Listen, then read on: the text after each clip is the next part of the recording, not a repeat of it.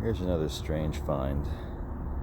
This is a bird of prey that's been preyed upon by something and just left in the parking lot here. Its head is still there. Its body is still intact, essentially. The wings are still there. Everything's still perfectly intact except for this giant hole in its chest. That's it, man. Weird.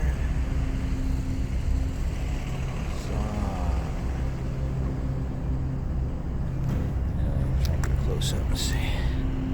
Look at that. Something just opened it up and ate its heart out. And ate no other part of that bird.